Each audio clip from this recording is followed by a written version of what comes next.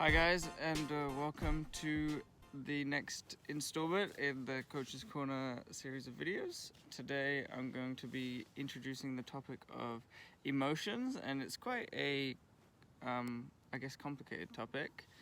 And it's complicated because emotions are complicated. When I ask myself the question, what are emotions? I can kind of feel and intuitively know, okay, I know when I'm feeling an emotion, I know when I'm feeling happy, sad, etc., etc. But for scientists, it's very difficult to study emotions because emotions are very personal.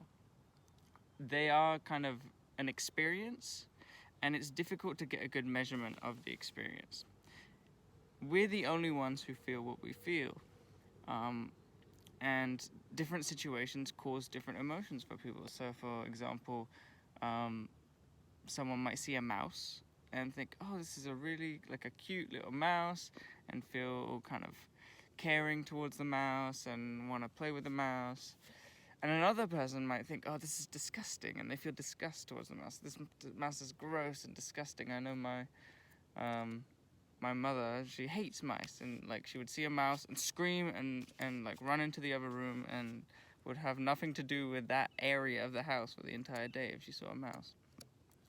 So emotions, we can't define emotions by the situation that caused them. If we can't define them by the situation that causes them, what can we define them by? Perhaps we can define emotions by how they feel, but even this is very difficult. How can we measure a feeling? There's some methods that scientists use, like they might take a swab of your mouth and measure a hormone called cortisol, which is a byproduct of kind of the emotion of stress, or when you feel stressed. But even then, they're not really kind of obtaining a good measurement or an accurate kind of description of what it is that you are feeling when you feel that emotion of whether it be kind of fear or whatever emotion is kind of stressing you out. How do we know that kind of when we feel happy, or we feel sad, or we feel angry, or we feel any of the other emotions that we all feel intuitively? How do we know that other people are feeling those same feelings? How do we know that people are using the same words to describe the same feeling? It's a really difficult and complex, almost philosophical question. It ties into the philosophical question of how do we know that everybody has a mind like our own mind? And these are questions that have been troubling people for thousands and thousands of years. And if you guys can find, perhaps you have some answers to that. How do we know that other people feel the same things that we feel? Perhaps that's our first reflection question.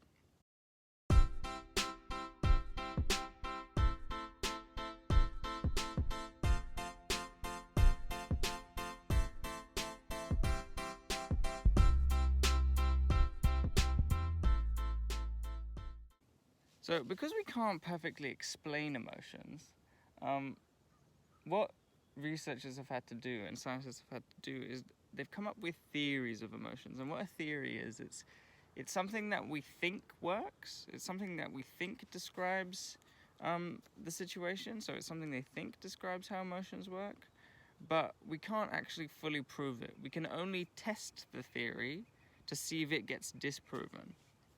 So one of these theories was by a famous scientist called Charles Darwin. Charles Darwin, the man who came up with a theory of evolution, thought that all humans shared a set of basic emotions. Emotions like anger, emotions like happiness, etc., etc. And he thought that these emotions are common to all human beings. It doesn't matter what your language that you speak, it doesn't matter what word you use to describe the emotion. Everybody feels these emotions. This is what his theory was. And he thought that these emotions were the result of millions and millions of years of natural selection, and they're kind of ingrained deeply into the genetic code of what it means to be a human being. What do you think? Do you think that everybody feels the same emotions, or that your emotions are very personal and nobody feels the same as you?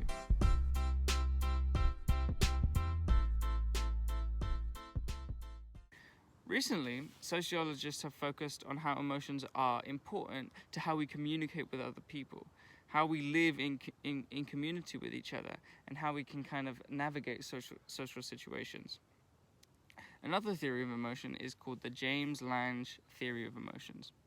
And this theory of emotion says that since we feel emotions in our bodies, it's actually our bodies and the organs within our bodies that are causing the emotions.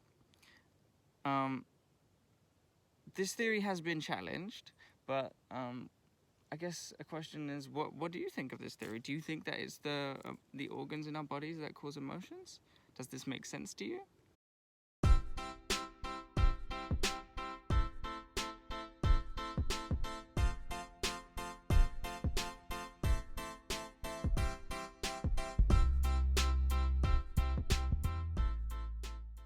Scientists have challenged this by pointing out that you might feel the same thing in your body but have completely different emotions. So let's give an example. If I go for a race, I've run up a flight of stairs and I've raced as fast as I can, I might feel out of breath, I might feel my heart beating, I might feel sweaty, okay? But I won't feel afraid or anxious at all. I've just run up a flight of stairs and I feel completely fine. But if I feel afraid and anxious, I might feel out of breath with my heart beating and sweaty. If I'm out of breath with my heart beating and sweaty, it does not necessarily mean that I'm feeling fear. So it's a bit of a challenge to that theory. But there's also some evidence that kind of goes along with this theory. Researchers have found that if you change your facial expression to being a smiling expression, so if you move your body in a way that is as if you were happy, you actually end up feeling happier. It's quite interesting. So if I smile really happily and I force myself to smile, eventually, and I can even feel it now, I just feel more happy and I feel the emotion that I would feel if I was smiling naturally. It's very interesting, and it kind of points to how complicated emotions are. They tie back to the body and the body ties back to them. Some researchers suggest that it's actually our interpretation of how the body feels and the situation around what is happening with those bodily feelings that lead to emotions.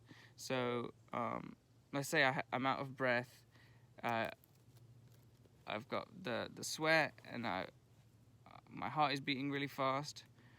Then my brain will interpret, has Luke just ran up a set of stairs or has Luke just seen a tiger? And so it combines those two factors, how the body feels, with the fact that I've just ran up a flight of stairs to tell me, okay, I don't need to feel fear. Or with the bodily emotions and the tiger, and it says, oh, you better feel fear and you better get out of there.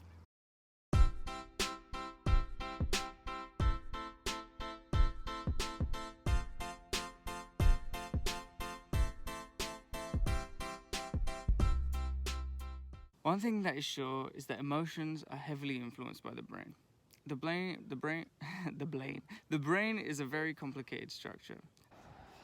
Next week, Tamsin's going to focus on the different areas of the brain and what's actually going on in our brain when we're feeling emotions. But for now, I wanted to point out kind of an important fact, which is that we can actually have an effect on our emotions using our brain, and we use a special part of the brain, it's kind of at the front of the brain, and it's called the prefrontal cortex. And the prefrontal cortex exerts top-down control over the other areas of the brain where the emotions are happening in order for us to kind of manage the levels of emotions that we're feeling. An example of this top-down control might be, and this is how it would feel to be exerting this top-down control. Your brain might do it automatically and you subconsciously. So let's say you're feeling very stressed. Your brain might do it automatically or subconsciously. But what it might feel like to you is you think to yourself, oh, I'm feeling very stressed right now.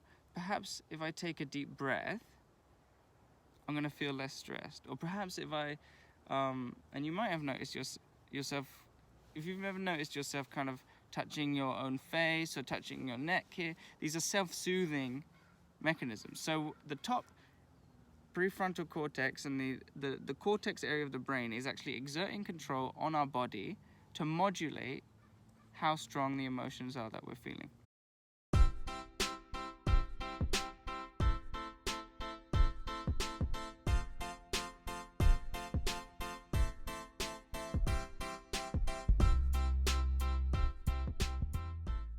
If we think back to what I said before, where if you force yourself to smile, you feel more happy. This is an example of that top-down control. So you're exerting control over your body, and then your body is giving is having effect on the emotions that you feel. Shall we try it now? Let's all take a moment here, and it might feel a little bit silly, but let's all kind of put a big smile on our faces and see how we feel, alright? Okay. It feels silly, but I don't know. I like it. I think the important thing for us as individuals is learning to have a healthy relationship with our emotions. We can't always control how we feel, but we can have a positive and generous attitude towards ourselves as we feel emotions. Allow ourselves to feel, but also know when to step in with that top-down control and balance out the emotions. When the emotions are getting a bit too much for ourselves, we can kind of just step in, tell ourselves, take a deep breath, take a step back, and calm ourselves down. I'll kind of end with the important points. The first point is that emotions are very complicated and we haven't figured them out. So if you have kind of figured out emotions for yourself, great. That's all that matters. We all have emotions, so the second point, we all have emotions, but we don't know if they all feel the same. I think they feel the same, to be honest. I think that most people, when they feel happy, they're feeling a very similar thing. But I can't prove it. But I think that we do, because it looks like we do, right? The third point, emotions happen in the brain and can be felt and influenced by the body. So the center that controls your emotion is in your brain, but that center is connected to different parts of the body. So the body can have an influence on that center, and also you can exert top-down control to have an influence on that center. And this, the fourth point, we can control our emotions using our prefrontal cortex. This could be through changing how we're moving our body, or by sending signals to the area of the brain that's in charge of emotion, kind of subconsciously. And the fifth, and I think the most important point, is that learning to have a good relationship with our emotions is important. For me, this means understanding that I'm not always in control of how I feel, and just allowing myself to feel those emotions, but also knowing and being kind of conscious of when is it the moment to kind of step in, take back the reins, and kind of calm myself down.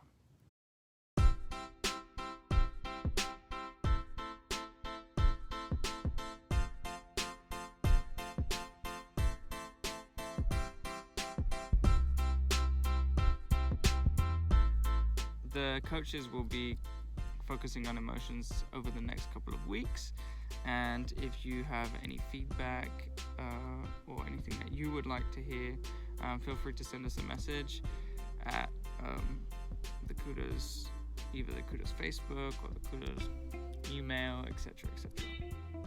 And have a good rest of the day.